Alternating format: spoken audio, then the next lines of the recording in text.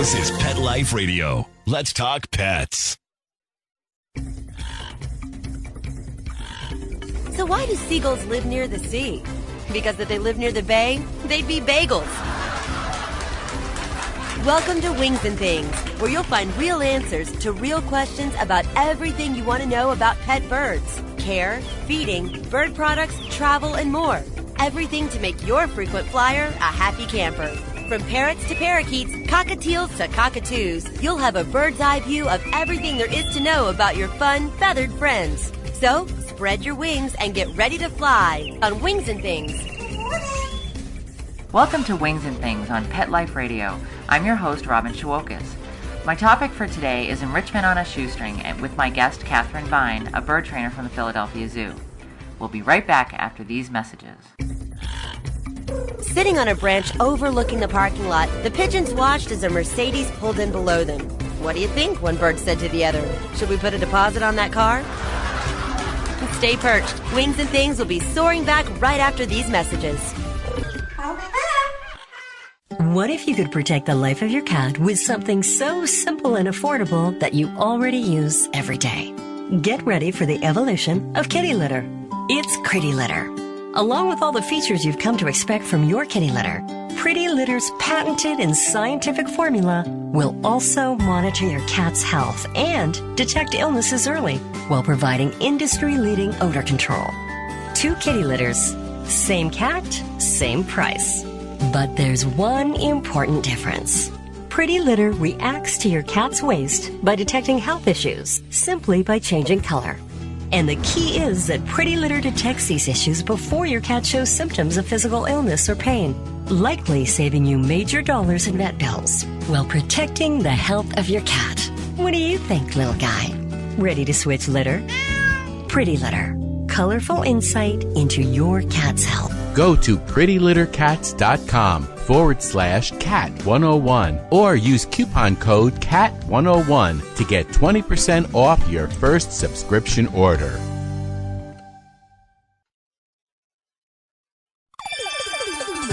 Let's talk pets on PetLifeRadio.com.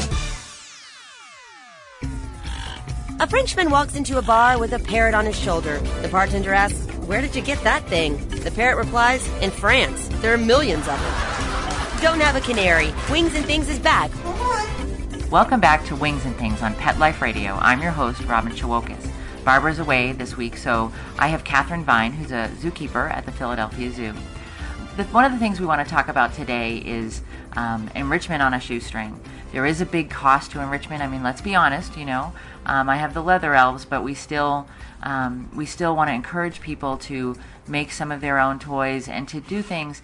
You can do a lot more if you've got a budget that you can really work with. And there's the time constraint as well. You've got, if you have more than one bird, it takes a lot of time to build enrichment for a number of birds. And if you can find things that are quick and easy, I feel like you'll be more encouraged to do things. So my guest today is Catherine Vine. Catherine's an accomplished bird trainer from the Philadelphia Zoo, and she's also a companion parrot owner. Catherine's been working at the zoo in Philadelphia for 6 years. Prior to that, she worked at the Tracy Aviary in Salt Lake City, Utah. We're in Utah today for the American Association of Zookeepers Conference. Welcome, Catherine. Thanks, Robin. It's great to be here. So, Catherine, what made you decide to go into animal care? Well, actually, it was almost an accident. I had originally planned to become a veterinarian. That was my dream for years. And when I was in college, I was just looking for a fun summer internship, something to do with myself.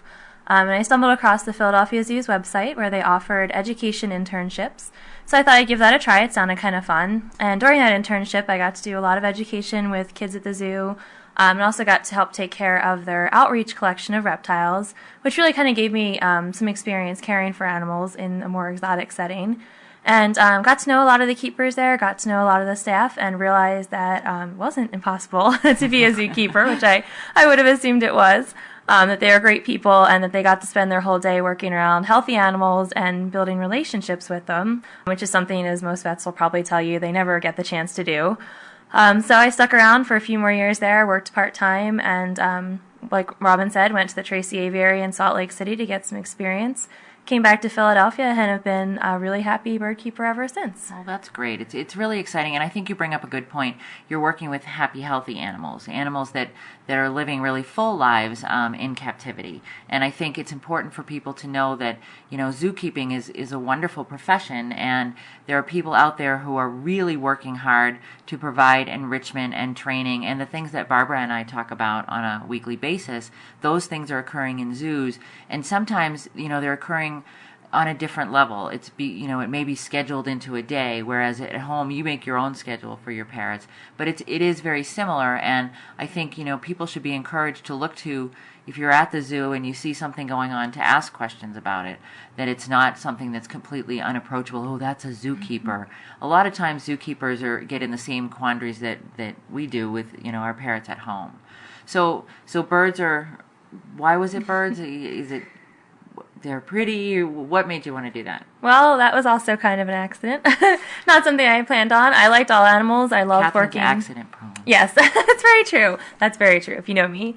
But I loved working with herps when I worked with the reptiles and amphibians. I grew up around mammals. We never had birds, so it wasn't anything I was that familiar with.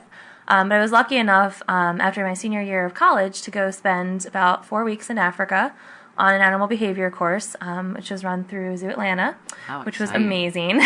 And the bird life over in Africa is just unbelievable. I just fell in love. I think we had about 160 some species, on our list when I came back from that trip that I had personally seen and identified, which is quite a challenge for me sometimes. But I just fell in love with the variety, the diversity, and parrots have always been something that have interested me. Okay. So it just all fit right in. And I think with an avian collection, you really get everything. You get, flock animals, you get individuals, you get intelligence, you get maybe not so intelligent, but a little bit of everything, and you can work with a lot of animals at once, which is not something that a lot of other keepers get to do. And I think Catherine brings up a good point, even, jokingly, when she says the not so intelligent birds. It does happen, and I think it brings us around to that point that, all birds are individuals. Every parrot that you've got at home, I don't care how many you have in your aviary at home, they are still individuals, and you need to approach both training and enrichment with them from that standpoint. Absolutely. So what kinds of parrots do you own? Well, right now I'm the happy owner most of the time of 4 parrots that share my home with me. The first 2 that I got were donation from someone who had called the zoo with 2 that they were not able to keep any longer, which unfortunately is a really common occurrence for us at zoos. And it was a red lory and a sun conure, so Reds and Sunny. And no, I did not name them, but they're a blast. I had them for a couple of years and then added on 2 green-winged king parrots, which are a little-known sort of Australian species. And those were actually birds that were donated from the zoo. They were just no longer part of the collection. And we're kind of being phased out, and so since I had worked with those birds for 5 years, I was really excited to take them home, so they're wonderful to have as well. Now, you mentioned that they were donated to the zoo, or they were at the zoo, Sunny and Reds. And that's not really a good option for people, though, is it? If they have their parrot and they're in a position where they can't keep them any longer, should they look to a zoo to take them? No, usually it's really not a good option, unfortunately. In this case, it worked out really well for me, and I love my 2 birds, obviously, and wouldn't trade them for the world. But usually that's not going to be the case. Most zoos do not accept animals from the public any longer. They really found that for parrots that had been raised in a home, that had grown up in a home, and that were used to that level of interaction, that were used to one family that stuck around, set schedules, they just never really adapt that well. I shouldn't say never, most of the time. They don't adapt that well to a zoo setting. It's not that it's better or worse, it's just very, very different. You have usually a much higher turnover of staff, more people they have to get to know, maybe not quite so set schedules, maybe they have to learn to live with other birds. And a lot of times a bird who's been, especially a solitary bird that's been a companion parrot, isn't really going to adjust that well. Now, again, every bird's an individual. Mm-hmm. Every institution is an individual. And a lot of times there are bird keepers that are just dying to add to their collection. Sure. But in general, that is not your best bet for... No, I think, that there are so many good rescues around, mm-hmm. And people should look to the parrot rescues in their community if that's a position that they get into.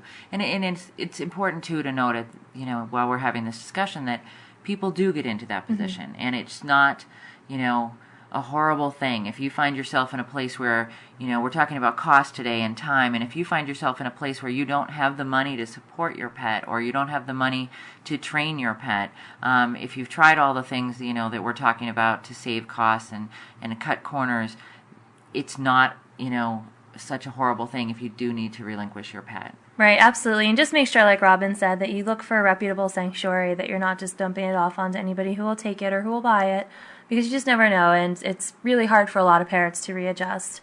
And one thing, too, that we get, most of the calls that we get at the zoo for birds that need to be rehomed are not because they run out of money, or not because they're physically unable to care for them.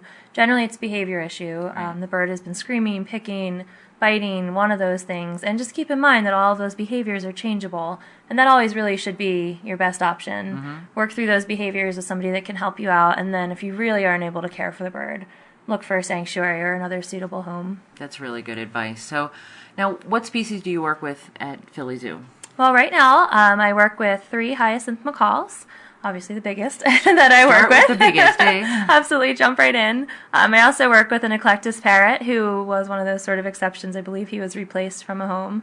And I also work with 2 Kias, which are an awesome parrot species from New Zealand, really unique in a lot of ways. Now, Kias can't be owned privately in the States. No, as far as I know, it's illegal. They are protected under CITES guidelines, which are an international trade agreement, because the parrot population in New Zealand has been really decimated by illegal pet trade. Right. So hyacinths and an eclectus, and Catherine's eclectus is Pepe, and people have probably heard me talk about Pepe. He had some really serious feather plucking issues and aggressive behavior, and Catherine has done phenomenal things with her. Catherine and the staff at Philadelphia Zoo, and I've watched Pepe go from being having very, very few feathers on around his neck, and he's just doing wonderful things, and he's working with Catherine and the staff there, and it just goes to show the kind of things you can do. I've seen this progression, and anybody who's seen my workshop has seen Pepe in slides. So it just goes back again to the fact that whether you're a professional trainer or whether you're a companion parrot owner, there are things that you can do with some of these issues. So I'm going to ask, do you have a favorite? Well, I'm not supposed to say that I have a favorite, of course. They're all wonderful. They're all wonderful, and they all are challenging and wonderful in different ways. But I have to say, the Kias are just really amazing to work with. And if you ever are lucky enough to be near a facility that has Kias, or even luckier to go out to New Zealand and see them in the wild, they're phenomenally smart, they're active, they're playful, a lot like a crow or a raven in their personality, and they're just a blast to work with. And talking about enrichment, man, those guys are awesome to enrich. They will play with anything you throw in there, which makes you seem like the most amazing enricher in the world, but it's great. Yeah, they do. It's that you get that like feel good factor, because it doesn't matter what you give them; they'll figure out something fun and interesting to do with it. And there were Kias at the Franklin Park Zoo in Boston, and they've done studies on Kia intelligence at Tufts University. And with the Kias in Boston, they used to give them a lot of boxes stuffed with paper, and the Kias used to play games with people. They would come and put a little stone on the edge, and they'd expect you to. They trained us to move them, and then they'd move the stone again, and then you'd move it back, and it was this little game that they liked to play. And I've seen them take a puzzle feeder and they dragged it up a hill, and then they rolled it. It wasn't a big hill; it was a little hill in their cage, and because they were on a dirt floor, and they would roll the tube down the hill, pick up the things that came out, and then drag it up the hill again. So they are wonderful. So Kias are your favorite, but I've seen Catherine work with a lot of different birds. Catherine's very qualified, and she's a great trainer with a number of species that are not parrot species. So, what's so far in your career? And I guess we can say with parrots, maybe, what's been your biggest challenge? I definitely think there's 2 that vie for that role, and one is definitely our eclectus Pepe. The first day that we got him to not only step up without aggression, the first day we got him to fly to the hand without aggression and then fly to other people without it was just really a wonderful thing to see. That was years worth of building trust and work and taking it at his pace. But I think my overall biggest challenge, and the one I'm most proud of, was our female hyacinth macaw, Jessie, who, when I first started with her a couple of years ago, was probably the most aggressive bird I've ever encountered. And if you know a hyacinth, you know that that's a big deal. It's a big danger. It can do a lot of damage. Yeah. We couldn't even go in with the birds at that point. And the other 2 hyacinths that we had came around a lot quicker, much easier to kind of get on my side, so to speak, and build trust with. But Jessie really held out. She was in a paired situation, and she really was suspicious and just didn't want a lot to do with keepers. And I guess about maybe 6 months ago or so, we finally got her stepping up for me reliably with no aggression, and it just really has changed our relationship. And it was just working all at her pace, keeping it entirely positive, and just building, years worth of trust with this bird.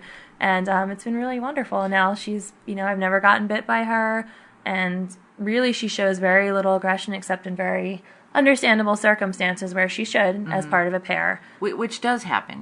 There are those times when aggression will occur, and if it's not a chronic case of, aggressive behavior, then it's not great, but it's okay, and you have to think about it's kind of like when you or I blow off steam, it does happen, and biting is the way that these animals will show you how upset they are. If you've missed all the signs, you've looked at the body language, you haven't seen it, then the bite's going to happen, and you just need to figure out why. So that's interesting, and I think, thank you for sharing that challenge, and it's important to hear that it took you that long, because we talk about, training and training sessions, and there are certain, behaviors that you can get really quickly, but you have to be patient. It's not always going to happen overnight, and if it is, a problem behavior, sometimes it will take longer to fix than teaching, a wave or something like that. Well, Catherine, I have to take a break, but we'll be right back after these messages. Stay perched. Wings and Things will be soaring back right after these messages.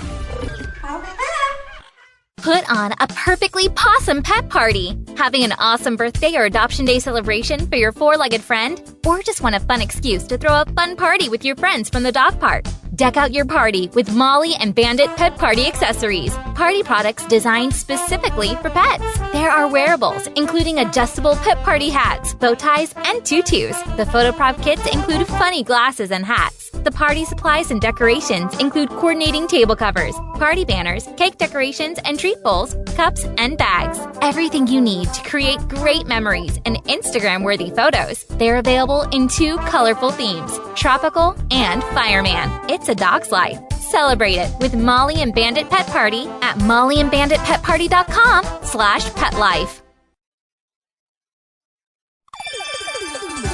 Let's Talk Pets on PetLifeRadio.com. A Frenchman walks into a bar with a parrot on his shoulder. The bartender asks, "Where did you get that thing?" The parrot replies, "In France. There are millions of them." Don't have a canary. Wings and Things is back. Welcome back to Wings and Things. I'm your host, Robin Shawokas on Pet Life Radio, and I'm with Catherine Vine, who's a wonderful bird trainer from the Philadelphia Zoo. Catherine, welcome back. Thanks, Robin. Our topic today, we talked a little bit about Catherine's work at the zoo, and our topic today is enrichment on a shoestring. Trying to get things that you can give your birds that are first and foremost safe, but exciting, enriching, interesting. So what do you think? How can we do this and not spend a fortune? Yeah, that's really always our question. For anybody who has worked at a zoo or is familiar with zoos or any other nonprofit, obviously money isn't just laying around. There's just not always extra funds to buy enrichment, no matter how much we want to do it, no matter how much we fight our managers for it. Sometimes it really just isn't there. And so while we do buy toys from the Leather Elves and we love them, unfortunately we're not able to buy nearly as many as we would like, or other types of enrichment, unfortunately. So we do have to kind of be creative. A couple of suggestions that would work for any parrot owner if you do purchase toys. First of all, when you're buying toys, if you know you have a bird who is really tough on leather, tough on sisal, is going to chew right through things, don't buy toys that are based on leather and sisal strings. What we found a couple of times when I made mistakes is that toys that were hung with sisal or leather that we gave to our macaws or kias never lasted. They would just snip that piece, everything would fall to the floor, it would get wet, it would get dirty, and we couldn't reuse it. So one of the things I would encourage you to look for is chains that are used instead. I know a lot of Robin's toys use chains, and a lot of toys in the pet store do as well. And And that way you have a little bit more longevity in that toy. Even if they start to chew the pieces off, they can't just drop them all off in one shot. And I think with the chain, too, you can restring it. Yep. People say, oh, no, I don't do that. And why not? Yeah, and I do say why not. And, in the back of my head, well, they're going to buy more toys if they're not, restringing them. But honestly, it's such a cost saver, and you can get wood, or even sometimes a piece will fall off and still have a hole through it, and you can put it back on, or you can. Another thing you can do with those pieces that do fall off, if they've gone right through the middle, there isn't another hole, you don't feel like running down and getting the drill to fix it, you can put those in a toy box. Take the pieces off the toys, put them in a toy box, and place it in the cage somewhere, and then which offers a wonderful, enrichment, because then they can decide, I'm going to go down to the bottom or wherever you put it and get, something to play with. So. Yep, absolutely. And we always restring our toys. We have tons of sad-looking little wooden bricks and everything else that we're always putting back on, and we keep all of our chain pieces because the chain is actually one of the more expensive parts of the toy. And we reuse the wood pieces. We actually, when we take down perching, because we use all natural perching in our birds' cages for the most part, and when that wood is too old to be perching anymore, they've stripped the bark off it, usually about a day or two after we put it in there. You can also cut all those pieces of wood up, put a hole through them, and string them on as well. Any perching that we use has already been approved as safe and non-toxic, which is something you want to watch out for. And we also take something as simple as paper towels, and we'll tie it onto the chain. We'll take cardboard boxes and cut them into little squares, stick a drill through it. It takes about 2 seconds to make a hole, and then you can string those on, and those take a long time to work off. If you have cardboard paper towel rolls or toilet paper rolls, you can cut them into rings, you can cut them into all sorts of fun shapes, string them right onto your chain. And I found a lot of birds will play with things more often when they're up on the cage or up off the cage floor. Okay. So like our hyacinths will never play with anything on the floor, but the minute you hang it up, it's so much more exciting. So whatever we can do to get it back up on a chain. We'll also hang up phone books, stick one hole through the middle, and if you've ever seen in the pet store those stainless steel kebabs that they sell for hanging fruit, well, we use them for fruit, but we also use them for toys because they're really useful. You can string wood blocks on those guys. You can string phone books on them if you get the bigger size, like McCall ones. You can also use them for paper towel rolls. We'll just stick an entire roll on there, or receipt paper. I know they sell all those fancy little receipt paper dispensers that cost you like $20 because they're made of acrylic. But all you need is one of those little kebabs, or really a bolt and a washer that's made of stainless steel, and that works too. That's kind of exciting. I mean, yeah, you don't need to always buy the fancy fancy toys. They're great, but they're not always necessary. Okay. And would you recommend buying toys? I mean, do you think that's a good option, or what would you suggest as far as that's concerned? Are there things you should steer away from in your experience? What have you found?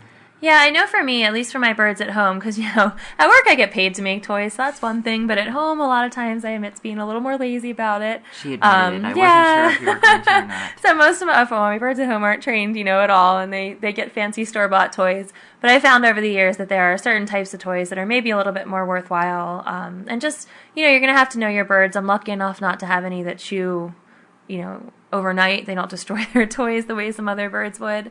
But you just want to know your birds, and you want to probably steer away from anything that's not stainless steel if you can.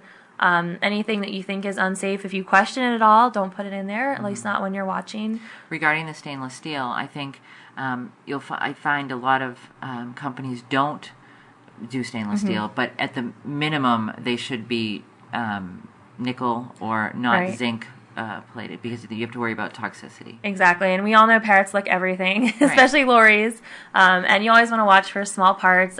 Whenever we give bells or anything like that, a lot of times we'll pull the clapper out, or we'll use the parrot safe bells, things like that. You just want to make sure that you're not giving them anything they can hurt themselves with. I had a scary moment with my lory once where he decided to stick his head through a round looped toy and play with it that way by hanging by his head, and while he wasn't hurting himself at the moment, it made me a little nervous, so we never give him toys that he can do that with anymore. If you do use sisal or any kind of rope toy, that's great. Birds love to untwist it. Just keep an eye on it. As soon as it starts to fray, make sure that you're clipping it, and make sure that your bird's nails are clipped as well and not too long, or they can get tangled into it. Which they're all doing now because they got Barbara's DVD. They all know how to do it without catching them up. That's wonderful. It's a beautiful thing. So, and I think, too, we've talked about, I know I've talked about this with you before, Catherine, going to the dollar store. Yeah, absolutely. We do that a lot, and actually, we do it one step better, and we get people to go to the dollar store for us and donate items. So go out in your neighborhood, recruit your neighbors to go to the dollar store buy stuff for you, ask for it for Christmas. And just, again, you have to use your common sense when you're in the store, but a lot of times you can find stainless steel measuring cups, stainless steel cooking spoons. A lot of time they even come with a loop on them already, and those make great noisemakers that take the place of bells really well. Nice. And if you get some of the natural wood cooking spoons and things like that should be pine and they should be untreated, those make great enrichment too. Or popsicle sticks, or the wooden clothespins that don't have any metal attached to them. They're just the kind of stick on top ones, not the clip type. And those are awesome as well. Mm-hmm. And those are all available. The one thing I would caution as far as going to the dollar store is to be careful for painted things. Yes. I wouldn't suggest buying painted things because you don't know what the lead content is, or kids' toys too, and that goes for anywhere that you buy them. Just make sure that there isn't paint that's going to wash off or the birds are going to lick off, and you don't know what it's made of. Yeah, absolutely. We love brightly colored parrot toys, but I've seen my birds play with, uncolored toys as well. They don't seem to care that much, so paint is definitely something you want to be careful of, and we never purchase, kids' toys or anything like that for that reason unless we know that they're safe. Right. I love the wooden spoons. I think that's great. Another thing is like the popsicle sticks, the little scoops that you get with a hoodsie. Those are kind of exciting too because you can string them all together and put pieces in between and make your own toys out of them. So do you have your big bang, it worked, woohoo kind of enrichment that you've made on a shoestring that you could suggest? Or Oh, that's a good question. We all kind of get stuck in our ruts a little bit sometimes and reuse the same things over and over again because they work so well. But honestly, the one that I have seen work the best with all of our parrots across the board is just the paper towel roll shoved on a kebab, stuck in the cage. And usually I'll unroll a bunch of it and tie it into knots because for whatever reason they seem to like the knots really well. But they'll play with that day after day after day until that roll is completely exhausted, which usually doesn't take long. I'm sure the people that follow me and have to help me clean up don't appreciate it. But they just really seem to enjoy it. And it takes me about 2 seconds to throw it in there. They love it, and it lasts for a while. And we've had, on and off, we've had a couple birds that have had feather picking issues, and that seems to help them, give them something to do and keep busy. So we love it. And we also use a lot of browse at the zoo, which may or may not be available to you at home. But browse is just any non-toxic leafy plant that you can feed out. So we use a lot of bamboo, sometimes honey locust, things like that. Now, if you're using it from home, you just want to be careful that it's not been sprayed, that there's no pesticides on it, no treatment on it, no Roundup, anything like that, and that you know exactly what the species is and that you find out whether it's a toxic or non-toxic species. But a lot of birds love to just pull that apart and destroy it, and it makes their exhibit look a little bit nicer. But in your case, the exhibit has to be fairly natural. But I think it brings up a good point. If you're getting browse from your yard, you do need to be so careful. It's a wonderful form of enrichment, and I really encourage people to do it. But you do need to know, has the mosquito spraying truck been through the neighborhood in the past, or at all? And then knowing if you've treated your lawn and that plant has grown up through those chemicals that are on your lawn. Because you don't want to introduce those kind of things to your parrots. It can be so detrimental. And I think, in my opinion, we've talked about toxic plant list before. UC Davis has a great toxic plant list. Is there one that you use in particular, or? No, we're spoiled. We use our zoo list. We have a couple people over the years have put together a list for us. So our curators have that available for us. And actually, we have the bamboo and stuff growing right on grounds, and we kind of know what's safe to take and how to take it so we don't damage the plant too. But yeah, we're a little spoiled in our field. Of course, the horticultural staff at Philadelphia Zoo didn't know this before, but they do now. So you're right. You're in trouble, they're probably they're gonna come see me. But well, thanks a lot for talking about enrichment, Catherine. And there's a project that you are familiar with that I wanted to talk about today. It's called the Feather Distribution Project, and could you tell us a little bit about that? Yeah, absolutely. And I'm really excited to share this with some parrot owners out there because the project really needs your help. And it's one of those very few and rare conservation projects out there in the world that don't require monetary assistance. That's something you can do pretty much for free or for the cost of an envelope. So what it was started in 1982 by Dr. Jonathan Raymond. He's at the Illinois State Museum, and he is actually an archaeologist by nature, but he had spent a lot of time working with Pueblo people out in the southwest part of this country. and had realized that they were using a lot of macaw and other parrot feathers in their ceremonials. Now, that was something that struck me as a little bit strange. Yeah. I didn't actually realize, not being an archaeologist or an anthropologist, that the Pueblos in this country had actually traded up from the Pueblos further south that actually were South and Central Americans for those feathers, and that they had become kind of a crucial part of their religious ceremonies. And so these people who lived in our country were using parrot feathers from South and Central America. And so he kind of asked them where they got their feathers, and they let him know that it was really hard to get them these days, that a lot of times they had to buy them, that they were very expensive, especially the tail feathers, which go for a small fortune. Mm-hmm. I've seen them on eBay for up to $100, $200 a piece for a macaw feather. And they were never sure what the source of these feathers was. There was nothing to prove that these feathers hadn't been plucked off of smuggled birds, that they hadn't been plucked off of birds that had died in transit that were coming up and being smuggled in. So they weren't very happy with the situation. Some of them did keep their own pet parrots in a way of sort of getting those feathers from them. But if they needed them for a ceremonial before they were molted, a lot of people would resort to picking their parrots, right. Which is unfortunate. It's a cultural thing that was very important to them, but not necessarily great for encouraging the feather trade from parrots, and also for those parrots that were being kept and picked. So what he did was he kind of came back to his part of the country, was in a pet store one day, saw all the molted parrot feathers on the floor, asked the gentleman there what he did with them. He said, we throw them away. And the idea kind of went from there, that why can't we take all these molted feathers from all of these captive parrots that are out there in this country, send them down to these people who need them to sort of maintain their religious and cultural experiences. And then we have a way of conserving parrots in the wild as well, by driving down the price of these feathers. And the project has actually seen a real decrease in the cost of these feathers because there's not such a market for it anymore, which is really nice to see. That's wonderful. But we were talking earlier, before we did the podcast, about that there's a lack of feathers, that there aren't enough to go around at the project. Is that... Yeah, and actually we were just looking at their website again, and it looks like right now they're closed to new requests for feathers, which is really unfortunate to see, especially because I believe coming into this time of year we're hitting a real ceremonial season, and all the feathers are reused over and over again until they're worn out, unless they're placed on prayer plumes, or they do actually use turkey feathers as well, which are donated by hunters. Which you can find in the wild too. If you're hiking in the woods and you see that turkey feather, which you need to make sure it's a turkey feather though. They don't accept other raptor feathers. Right, they won't accept anything but turkeys. And actually, since you mentioned it, we actually can't take anything that's found in the wild unless you have either hunting permit or proof that you killed it under a permit, just because they are all native birds in this country are protected by the Migratory Bird Act, so they need to have their proper permitting in place, unfortunately. But certainly your pet parrot feathers are what they're looking for, anything that's a Central or South American species. So from my personal collection, I send in my sun conure feathers, and then from the zoo, we send in our hyacinth macaw feathers, as well as a couple of our macaws that are in our children's zoo collection.